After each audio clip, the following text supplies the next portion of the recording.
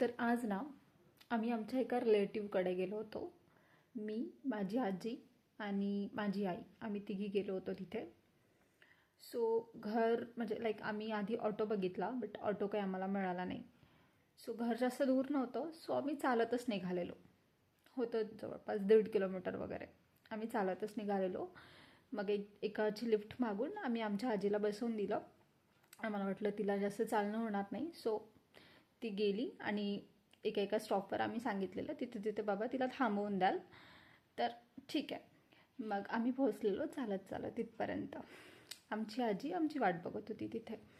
त्यानंतर आम्हाला नेमकं ज्यांच्या घरी जायचं होतं, आम्ही सगळे त्यांच्या घरी गेलो आणि जस्ट बसलेलो तिथे. 2-3 मिनटं झालं होतं.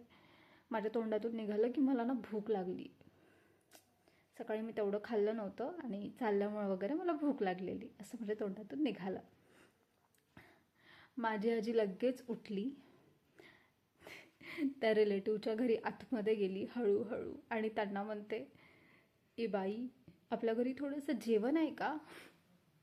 भारतीला ना भूक लागली आहे, तिला थोडंसं जेवण पाहिजे. आय वॉज लाईक, आजी तू काय करते, आपण दुसऱ्याच्या घरी आहो. ती म्हणते, असं कसं? माझ्या नातीला भूक लागली आहे, तिला जेवण द्यावं लागेल ना, आपण विचारू नाही तर ती उपाशी राहील.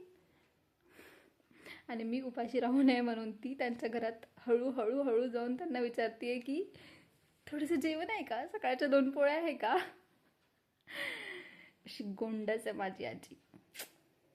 आय लव्ह यू आजी.